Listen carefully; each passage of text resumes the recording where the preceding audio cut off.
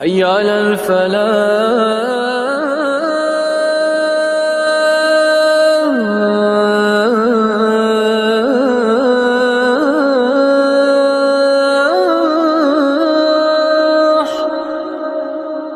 تو 12ویں رکوع کی شروعات ہو رہی ہے. جو ابھی تک ہم نے پڑھے 11 رکوع پڑھے، تو 12ویں رکوع کی شروعات ہو رہی ہے. من کان عدوا للہ وملائکتہ ورسلہ وجبریل ومیکال فإن اللہ عدو للکافرین. مسئلہ یہ تھا کہ جو یہود تھے وہ جبریل امین علیہ السلام کو دشمن جانتے تھے، اپنا دشمن جانتے تھے. کیوں؟ کیونکہ وہ کہتے تھے جی یہ ساری گڑبڑ جو نبوت کی ہے یہ نعوذ باللہ جبریل امین علیہ السلام نے کی. اصل میں نبوت بنو اسرائیل میں لانی تھی، تو ان کو جو ہدایت ملی تو انہوں نے گڑبڑ کر دی، اور انہوں نے جو ہے یہ کہاں پہ ڈال دی، یہ بنو اسماعیل نے محمد صلی اللہ علیہ وسلم پہ دیا. یہاں تک کہ جو شیعہ حضرات ہیں، شیعہ حضراتوں میں بہت سارے فرقے ہیں، تو ان میں ایک فرقہ ہے جن کو غرابہ بولتے ہیں. غرابہ، تو غرابہ جو ہے وہ بولتے ہیں کہ جبریل امین علیہ السلام کو نعوذ باللہ غلطی ہوگی. اصل میں جو ہے رسول اللہ صلی اللہ علیہ وسلم کی روح اور حضرت علی رضی اللہ عنہ کی روح ایک جیسی تھی، وہ ایک دوسرے کے مشابہ تھے. تو اصل میں نبوت لانی تھی حضرت علی رضی اللہ عنہ پہ، تو جبریل امین علیہ السلام کو گڑبڑ ہوگی تو انہوں نے لا دی محمد صلی اللہ علیہ وسلم. یہ شیعوں میں جو ہے ایک فرقہ ہے، ان کا عقیدہ ہے. ویسے یہودوں کا عقیدہ تھا کہ جبریل امین علیہ السلام ہمارے دشمن ہیں، کیونکہ ان کو نبوت لانی تھی بنو اسرائیل پہ، ہمارے اوپر لانی تھی، تو انہوں نے جو ہے بنو اسرائیل میں محمد صلی اللہ علیہ وسلم پہ لا دی. تو اسی لیے جو ہے وہ میکائیل کو بولتے تھے وہ ہمارا دوست ہے. تو رب نے جواب دیا من کان عدوا للہ وملائکتہ ورسلہ وجبریل ومیکال فإن اللہ عدو للکافرین. تو قل من کان عدوا لجبریل فإنہ نزلہ علی قلبک بإذن اللہ. آپ بتا دیجئے کہ جو جبریل امین علیہ السلام کا دشمن ہے، جو جبریل امین علیہ السلام کا دشمن ہے، فإنہ نزلہ علی قلبک، اس نے جو ہے اس قرآن کو نازل کیا آپ کے دل نازلین پہ، یعنی محمد صلی اللہ علیہ وسلم کے دل مبارک پہ قرآن مقدس کو نازل کیا بِإِذْنِ اللہ، اللہ کے اذن سے. یعنی وہ خود لے کے نہیں آئے تھے، ٹھیک ہے، جو ان کو اذن ہوا تھا، جو رب نے ان کو حکم دیا تھا اسی کے مطابق تو لائے تھے. اسی لیے اس میں جو ہے حضرت جبریل امین علیہ السلام کی خود کی کوئی کارستانی نہیں ہے کہ تم نے اس کو دشمن بنا لیا، جی آپ نے جو ہے بنو اسرائیل پہ نازل کرنا تھا تو آپ نے کیوں محمد صلی اللہ علیہ وسلم پہ نازل کر دیا. تو رب نے جواب دیا کہ اس نے جو ہے آپ کے قلب نازنین پہ جو ہے قرآن مقدس کو نازل کیا بِإِذْنِ اللہ، وہ اللہ کے اذن سے کیا. مصدقا لما بین یدیہ، جبکہ وہ تصدیق کرتا ہے اس ساری چیز کی جو ان کے پاس ہے. وہدی وبشریٰ للمؤمنین، اس میں ہدایت ہے اور بشارت خوشخبری ہے مومنین کے لیے. من کان عدوا للہ وملائکتہ ورسلہ وجبریل ومیکال فإن اللہ عدو للکافرین. اب اللہ تعالیٰ جو ہے ان سب کو ایز اے ہول ایگزسٹنس بیان کرتا ہے، یعنی اللہ جو ہے اس کے ساتھ جس کی وابستگی ہے، جو اللہ کا ہے، جو اللہ کے ساتھ جس کی وابستگی ہو گئی، اگر آپ نے اس کو دشمن بنا لیا سمجھ لو کہ آپ نے اللہ کو دشمن بنا لیا. یعنی اللہ کے ساتھ جس کو وابستگی، اگر اس میں سے آپ نے ایک کو بھی دشمن بنا لیا تو آپ نے جو ہے سارے ان جن کو وابستگی ہے اللہ کے ساتھ آپ نے سب کو دشمن بنا لیا. یعنی آپ نے جبریل امین کو دشمن بنا لیا اور کہہ رہے ہو کہ میکائیل علیہ السلام جو ہے ہمارے دوست ہیں، تو سمجھ لو جو جبریل امین علیہ السلام کو دشمن ہے وہ میکائیل علیہ السلام کا دشمن ہے. اسی طرح سے نبوت میں جو ہے، کیونکہ ہم مسلمانوں کا عقیدہ کیا ہے، لا نفرق بین احد من الرسل، ہم جو ہے پیغمبروں میں کسی ایک میں بھی تفرق نہیں کرتے، بلکہ ہم ہر کسی کو جانتے کہ یہ اللہ کا نبی ہے. ٹھیک ہے، لیکن ان کا عقیدہ کیا ہے، یہ کچھ نبیوں کو مانتے ہیں کچھ نبیوں کو نہیں مانتے. تو اللہ نے کہا جو ایک نبی کا منکر ہوگا وہ تمام نبیوں کا منکر ہے، جو ایک فرشتے کا منکر ہوگا وہ سارے فرشتوں کا منکر ہوگا، اور یہاں تک کہ وہ اللہ کا دشمن ہوگا. تو اللہ نے ان سب کو ایز اے ہول بیان کیا کہ جو اللہ کا دشمن ہے، جو اس کے ملائکہ کا دشمن ہے، اس کے نبیوں کا دشمن ہے، جبریل کا دشمن ہے، میکائیل علیہ السلام کا دشمن ہے، فإن اللہ عدو للکافرین، اللہ تعالیٰ ایسے کافروں کا دشمن ہے. یعنی جو ایک کا بھی انکار کرے گا وہ کافر ہو جائے گا. کیوں اللہ نے کافر کا لفظ استعمال کیا، فإن اللہ عدو للکافرین، اللہ تعالیٰ ایسے کافروں کا دشمن ہے. وَلَقَدْ أَنزَلْنَا إِلَيْكَ آيَاتٍ بَيِّنَاتٍ، یقیناً ہم نے نازل کیا آپ کی طرف واضح نشانیاں، آیات. وَمَا يَكْفُرُ بِهَا إِلَّا الْفَاسِقُونَ، ان کا انکار تو بس فاسق لوگ گنہگار ہی کرتے ہیں. ٹھیک ہے، جن کا دل جو ہے مطمئن ہو گیا ہے کہ ان چیزوں پہ، گناہوں پہ، جو نفس پرستی کے پیچھے لگے ہوئے ہیں وہی ان آیات کا نشانیوں کا انکار کریں گے، اس کلام کا انکار کریں گے. أو كلما عاهدوا عهدا نبذه فريق منهم بل أكثرهم لا يؤمنون. کیا ان کی یہ تو عادت ہی ان کی ہے کہ جب بھی یہ کوئی وعدہ کرتے ہیں تو اس وعدے کو توڑ دیتے ہیں. ان کی یہ خصلت ہی ہے یہودوں کی. اسی لیے آپ یہ توقع مت رکھو کہ آپ کے سامنے آئے آپ سے کچھ سوالات پوچھ لے, کیونکہ یہودوں کی ایک جماعت آئی رسول اللہ صلی اللہ علیہ وسلم سے سوالات پوچھے, کہا کہ اگر آپ نے ہمیں ان سوالات کا جواب دیا ہم جو ہے آپ پہ ایمان لائیں گے.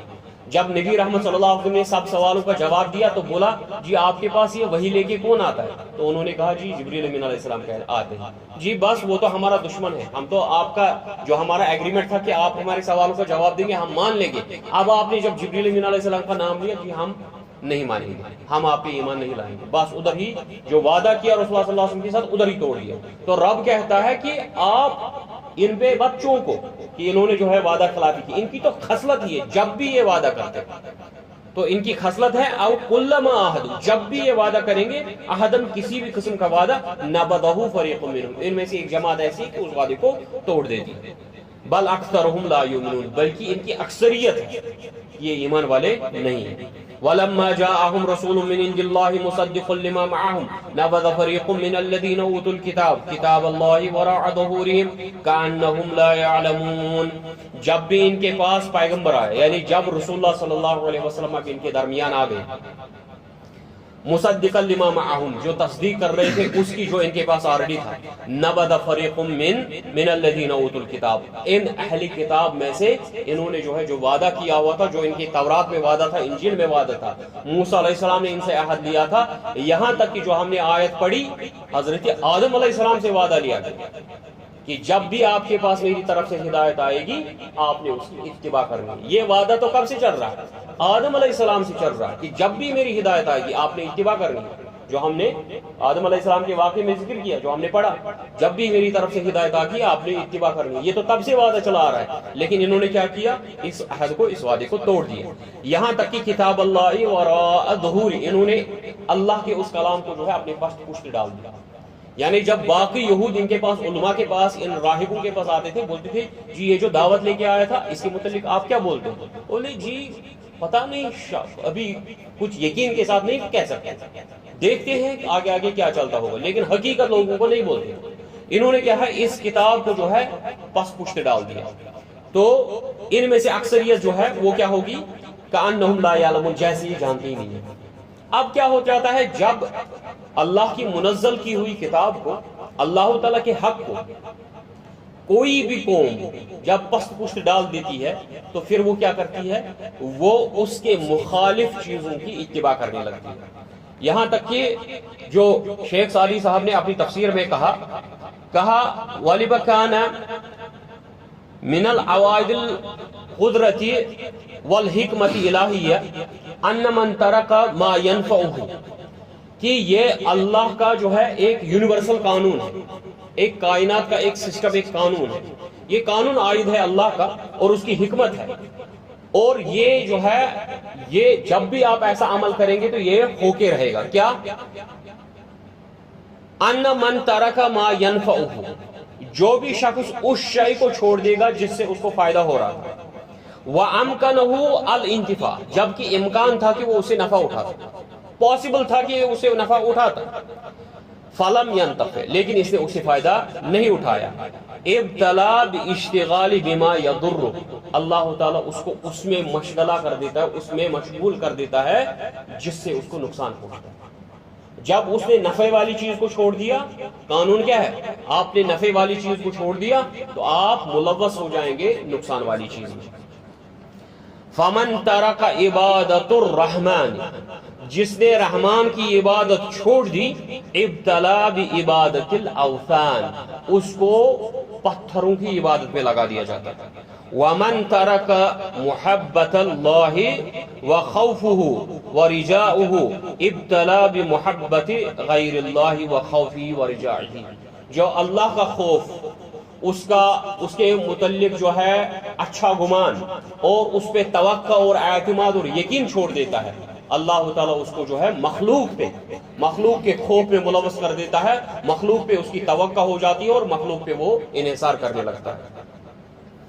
وَمَن لَّمْ يُنْفِقْ مَالَهُ فِي طَاعَةِ اللَّهِ، جو اللہ کی اطاعت میں مال خرچ نہیں کرتا، أَنفَقَهُ فِي طَاعَةِ الشَّيْطَانِ، وہ پھر کہاں خرچ کرتا ہے؟ شیطان کی اطاعت میں کرتا ہے۔ وَمَن تَرَكَ الذُّلَّ لِرَبِّهِ ابْتَلَىٰ بِذُلِّ الْعَبِيدِ، جو اللہ کے لیے اپنی عزت کو نہیں چھوڑتا، یعنی اللہ کے لیے اپنے سر کو نہیں جھکاتا، اس کا سر بندوں کے سامنے جھک جاتا۔ جو رب کے سامنے نہیں جھکے گا اس کا سر کہاں جھکے گا؟ بندوں کے سامنے جھکے گا۔ وَمَن تَرَكَ الْحَقَّ ابْتَلَىٰ بِالْبَاطِلِ، جو حق کو چھوڑ دے گا وہ کس میں مبتلا ہو جائے گا؟ وہ باطل میں مبتلا ہو جائے گا۔ اب انہوں نے جو ہے کیا کیا؟ تورات کو پس پشت ڈال دیا، اب کس میں مبتلا ہو گئے؟ وَاتَّبَعُوا مَا تَتْلُو الشَّيَاطِينُ عَلَىٰ مُلْكِ سُلَيْمَانَ، انہوں نے اتباع کی اس چیز کی جو شیاطین پڑھا کرتے تھے سلیمان علیہ السلام کے وقت میں، یعنی سحروں تعویذوں کے پیچھے لگ گئی۔ اب دیکھو مسلمانوں کی کیا حالت ہے، قرآن چھوڑ دیا، احادیث چھوڑ دی، نبی رحمت صلی اللہ علیہ وسلم کی دعوت چھوڑ دی، تو کہاں لگ گئے؟ لگ گئے نا تعویذوں کے پیچھے، داغوں کے پیچھے، ٹھیک ہے، پیڑوں کے پیچھے، قبروں کے پیچھے، لوگوں کے پیچھے لگ گئے۔ کیوں؟ کیونکہ حقیقی دعوت کو چھوڑ کے باطل دعوت کے پیچھے لگ گئے۔ یہی تو رب کہتا ہے کہ انہوں نے جو ہے اللہ کی کتاب کو پس پشت ڈال دیا، پھر کس کے پیچھے لگ گئے؟ وَاتَّبَعُوا مَا تَتْلُو الشَّيَاطِينُ عَلَىٰ مُلْكِ سُلَيْمَانَ، جو سلیمان علیہ السلام کے دور میں جو شیاطین پڑھا کرتے تھے بس اسی کے پیچھے لگ گئے۔ وَمَا كَفَرَ سُلَيْمَانُ، جبکہ سلیمان علیہ السلام نے کفر نہیں کیا، وہ نہیں سکھاتے تھے کسی کو جادو، وَلَٰكِنَّ الشَّيَاطِينَ كَفَرُوا، بلکہ یہ تو شیاطین کا عمل تھا، یہ تو شیطانوں کا کام تھا۔ يُعَلِّمُونَ النَّاسَ السِّحْرَ، جو سکھاتے تھے لوگوں کو سحر، جادوگری سکھاتے تھے۔ وما انزل، تو یہاں پہ کفر کا لفظ آیا ہے، اس کا مطلب جادو جو ہے وہ کیا ہے؟ وہ کفر ہے۔ وما انزل علی الملکین ببابل ہاروت و ماروت، بابل میں جو ہے، بابل بولتے ہیں عراق کو، بیبلونیا اس کا پرانا نام ہے، بیبلونیا عراق کا۔ تو وہاں پہ اللہ تعالیٰ نے جو ہے ان کی آزمائش کے لیے دو فرشتے ہاروت اور ماروت کو نازل کیا۔ وہ کیا کرتے تھے؟ وما يعلمان من احد حتى يقولا انما نحن فتنہ، یہ ہر کسی کو نہیں سکھاتے تھے، کسی بھی شخص کو تب تک نہیں سکھاتے تھے جب تک اس کو پہلے یہ نہیں بولتے تھے جی ہم اللہ کی طرف سے آزمائش ہے، اس کفر سے بچو۔ انما نحن فتنۃ فلا تکفر، ہم اللہ کی طرف سے آزمائش ہے، کفر مت کرو، مت سیکھو یہ جادو۔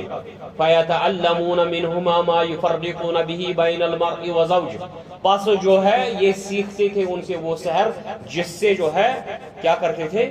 میاں بیوی کے درمیان تفرق کرتے تھے، کیونکہ سوسائٹی کا ڈھانچہ جو ہے وہ کس سے بنتا ہے؟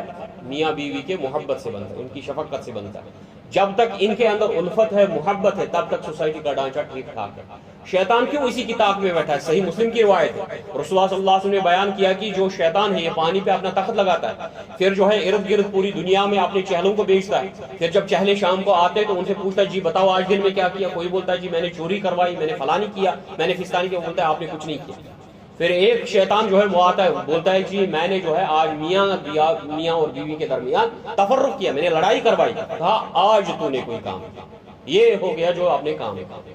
تو شیطان بھی کس چیز سے خوش ہوتا ہے؟ صحیح مسلم کی روایت ہے، کس چیز سے خوش ہوتا ہے؟ کہ میاں بیوی کے درمیان تفرق ہو، اختلاف ہو، یہ شیطان کا ہتھ کڑا ہے، کیونکہ اس سے سوسائٹی برباد ہو جاتی ہے۔ اب یہ بھی ان کا خصلت بھی یہی تھی، یہ سوسائٹی کو برباد کرنے چلے تھے، ان کا بھی خصلت یہی تھا، یہ میاں بیوی کے درمیان تفرق کرنا چاہتے تھے۔ وما هم بضارین به من احد الا باذن اللہ، اب یہ ہو گئے ایمان والوں کا عقیدہ کہ کوئی بھی شے آپ کو نقصان نہیں پہنچا سکتی الا باذن اللہ، جبکہ اللہ کا حکم نہ ہو، جبکہ اللہ کا اذن نہ ہو، تو وہ کسی کو نقصان نہیں پہنچا سکتے تھے اس سحر سے جب تک کہ اللہ کا اذن نہ ہو۔ وَيَتَعَلَّمُونَ مَا يَضُرُّهُمْ وَلَا يَنفَعُهُمْ، پس انہوں نے وہ چیز سیکھی جس سے نہ یہ نقصان پہنچا سکتے تھے نہ نفع پہنچا سکتے تھے۔ کیوں؟ کیونکہ نفع اور نقصان کا مالک کون ہے؟ اللہ ہے۔ وَلَقَدْ عَلِمُوا لَمَنِ اشْتَرَاهُ مَا لَهُ فِي الْآخِرَةِ مِنْ خَلَاقٍ، پس انہوں نے وہ چیز سیکھ لی جنہوں نے اس سے انہوں نے اپنی آخرت کو بیچ دی، انہوں نے وہ چیز خرید لی جس سے انہوں نے جو ہے اپنی آخرت اور عاقبت کو برباد کر دیا، جس سے جو ہے ان کے لیے آخرت میں کوئی اب سکون اور قرار نہیں ہے۔ وَلَبِئْسَ مَا شَرَوْا بِهِ أَنفُسَهُمْ لَوْ كَانُوا يَعْلَمُونَ، بڑا ہی بری چیز ہے وہ جس کے عوض انہوں نے اپنے نفوس کو بیچ دیا اگر ان کو اس کی علمیت ہوتی۔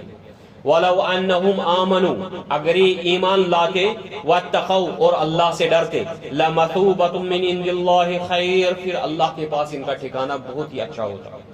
لَوْ كَانُوا يَعْلَمُونَ اگر ان کو اس کی واقفیت ہوتی کہ اللہ کے پاس جو ہے وہ بہتر ہے. یا ایھا الذین آمنوا لا تقولوا راعنا یہ وہ لفظ ہے جو یہود استعمال کرتے تھے رسول اللہ صلی اللہ علیہ وسلم کی مخالفت میں. وہ اس